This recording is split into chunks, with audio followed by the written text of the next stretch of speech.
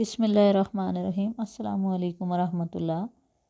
جی ہمارا اگلا تیسرا پارٹ ہے، یہ ہماری کہانی کا تیسرا پارٹ ہے عرب کے شہزادوں، عرب کے ایک چوروں کے گروہ کا قصہ۔ یہ تیسرا پارٹ ہم شروع کرتے ہیں۔ بسم اللہ الرحمن الرحیم۔ رستم نے اپنے باپ سے کہا تھا دشمن کو کبھی کمزور نہیں سمجھنا چاہیے، اور اس وقت اس کے باپ کے بال سفید تھے۔ ہم نے دیکھا کہ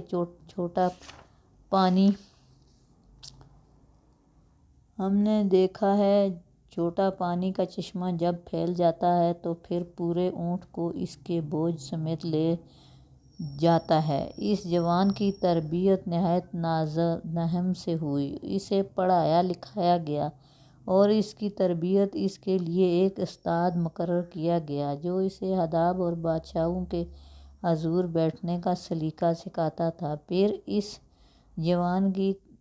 جوان کی تعریف ہونے لگی۔ وزیر نے بادشاہ کے سامنے اس کی خوبیاں بیان کی کہ اچھے استاد کی تربیت سے وہ جوان ایک نیک ہو گیا ہے اور اس نے اپنی تمام بری عادت ترک کر دی ہے۔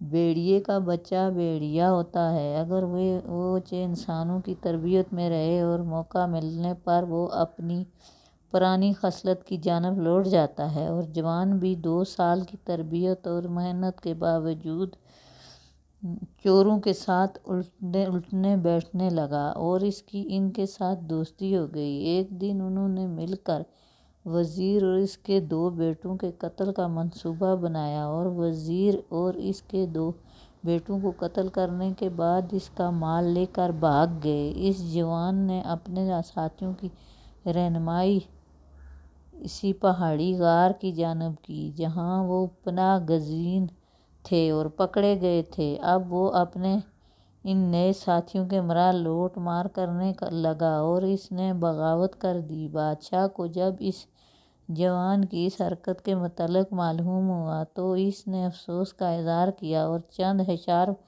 پڑھے جن کا ترجمہ ہے: گھٹیا اور زنگ آلود ہے، اسے اچھی تلوار نہیں بن سکتی،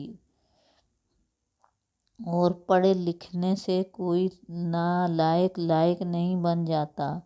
بارش کے پانی میں جو پاکیزگی ہے اس میں شک نہیں، مگر باغ میں پھول اگتے ہیں اور بنجر زمین میں پھول نہیں اگتے، کیونکہ اس میں وقت ضائع ہوتا ہے۔ بروں کے ساتھ نیکی کرنا نیک لوگوں کے ساتھ برائی کرنا ہے۔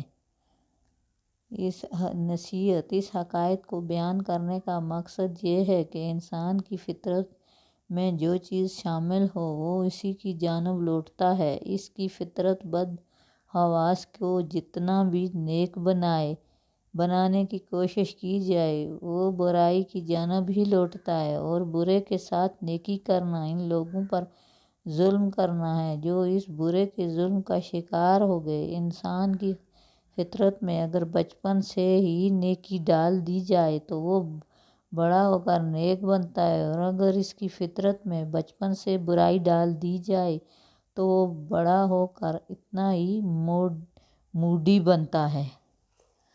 شکریہ، اللہ حافظ۔